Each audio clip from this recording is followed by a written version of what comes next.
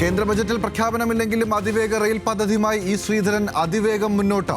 DPR തയ്യാറാക്കാനുള്ള office ഇന്ന് പൊന്നാനിയിൽ തുറക്കും. പദ്ധതി വിശദീകരണത്തിനായി ഈ മാസം 15 മുതൽ നേരിട്ട് ജനങ്ങളിലേക്ക് ഇറങ്ങും. ആദ്യ യോഗം മലപ്പുറത്ത്.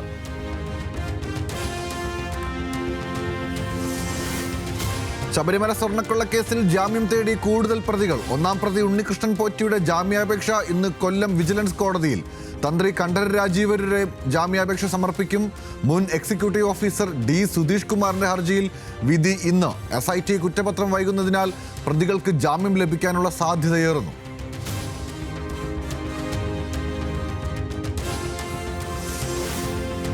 നിയമസഭാ സമ്മേളനം ഇന്ന് പുനരാരംഭിക്കും. ബജറ്റിന്മേലുള്ള ചർച്ച ഇന്ന് നടക്കും. രാഹുൽ മാങ്കൂട്ടത്തിലിനെ അയോഗ്യനാക്കണമെന്ന പരാതി എത്തിക്സ് കമ്മിറ്റി പരിഗണിക്കും. ശബരിമല സ്വർണ്ണക്കൊള്ളയിൽ UDF MLA മാരുടെ സത്യാഗ്രഹം തുടരും. മൂന്നാം വാർഷിക നിറവിൽ വിജയിയുടെ TVK. പനയൂരിലുള്ള TVK ആസ്ഥാനത്ത് വിജയ് പാർട്ടി നേതാക്കളെ അഭിസംബോധന ചെയ്യും. തെരഞ്ഞെടുപ്പ് പ്രചാരണ രൂപരേഖയ്ക്കും ഇന്ന് പ്രഖ്യാപനമുണ്ടാകും.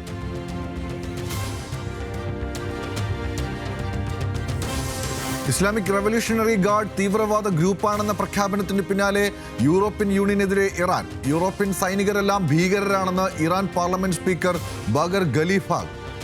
പ്രഖ്യാപനത്തിന് പിന്നിൽ അമേരിക്കയോടുള്ള അന്ധമായ വിധേയത്വമെന്നും വിമർശനം.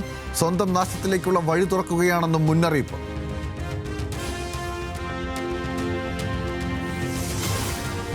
T20 ലോകകപ്പിലെ പാകിസ്ഥാൻ നിലപാടിനെതിരെ ICC. പ്രത്യാഘാതങ്ങൾ കണക്കിലെടുത്ത് തീരുമാനത്തിൽ നിന്നും പിന്മാറണമെന്ന് നിർദ്ദേശം. മത്സരത്തിനായി ഇന്ത്യൻ ടീം കൊളംബോയിലേക്ക് പോകുമെന്നും BCCI.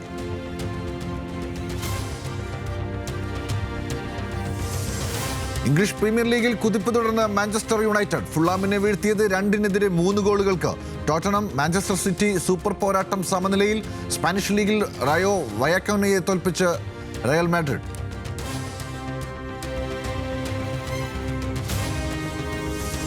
വനിതാ പ്രീമിയർ ലീഗിൽ പ്ലേ ഓഫ് ചിത്രമായി മുംബൈയെ മറികടന്ന് ഡൽഹി നോക്കൌട്ടിൽ.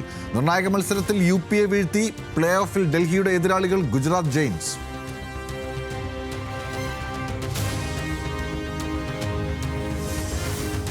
കാര്യവട്ടത്തെ ഇന്ത്യ ന്യൂസിലൻഡ് മത്സരത്തിൽ കാണികൾക്കുണ്ടായ അസൗകര്യത്തിൽ ഖേദം പ്രകടിപ്പിച്ച് കേരള ക്രിക്കറ്റ് അസോസിയേഷൻ. അമിത നിരക്കിൽ കുടിവെള്ളമടക്കം വിറ്റവർക്കെതിരെ ശക്തമായ നടപടി BCCI ഉറപ്പു നൽകിയതായി KCA. 10 ഇരട്ടി നിരക്കിൽ കുടിവെള്ളമടക്കം വിറ്റെന്ന മത്സരത്തിന് ശേഷം വ്യാപക പരാതി ഉയർന്നിരുന്നു.